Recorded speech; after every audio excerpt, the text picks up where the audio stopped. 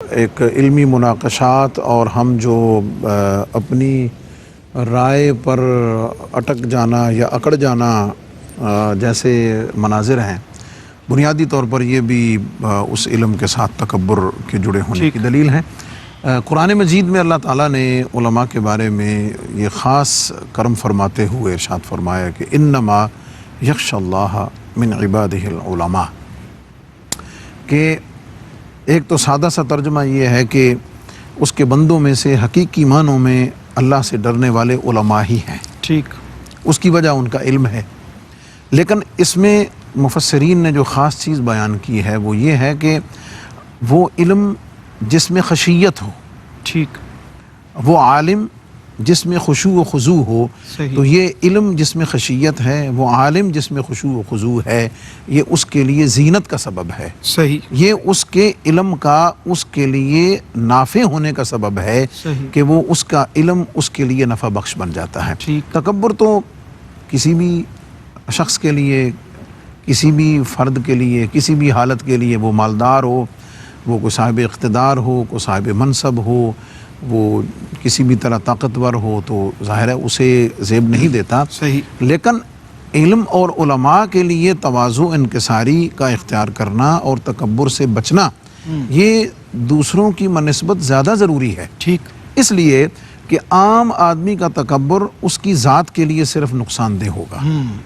اس کا نقصان اس کی ذات تک رہے گا، لیکن چونکہ عالم سے لوگ جڑے ہوتے ہیں، اس کے مقتدی، اس کے چاہنے والے، اور اس کے مقام کے مطابق اس کا سرکل اور ریڈیس اس کے مطابق ہوتا ہے، تو اس لیے وہ اس کے اندر تکبر کا آنا گویا کہ اس کے پیچھے جو قوم کھڑی ہوئی ہے وہ اس پوری کے اندر بگاڑ، اخلاق، ان سب کے بگاڑ پیدا کرنے کا سبب ہے۔ اور یہی وجہ ہے کہ اگر کسی جگہ کسی لیڈر نے کسی وجہ سے کسی علم کی کسی بات کی تشریح میں یا کسی توضیح میں اگر خطا کی، تو اس کے پیچھے قوم ساری جو اس کے پیچھے کھڑی ہے وہ بھی اسی کو لے کے آگے چل پڑی۔ ٹھیک، امام اعظم ابو حنیفہ رحمۃ اللہ تعالیٰ علیہ، آپ بچے کھیل رہے تھے تو آپ کا پاؤں پھسلا، تو ایک مجذوب نے دیکھ کر کہا کہ بھائی امام ذرا سنبھل کے چلیے، گر نہ جانا۔ امام نے فرمایا بھائی یہ باقی بھی تو کھیل رہے ہیں، پھسل رہے ہیں، ان کے بارے میں تو نے کیوں نہیں کہا؟ اس نے کہا امام آپ پھسلیں گے تو پیچھے پوری امت جو آپ کی کھڑی ہونے والی ہے وہ پھسل جائے گی۔ اس لیے اور قرآن مجید کا جو فلسفہ ہے علم کا، وہ جو نصاب ہے کہ یتلو علیہم آیاتہ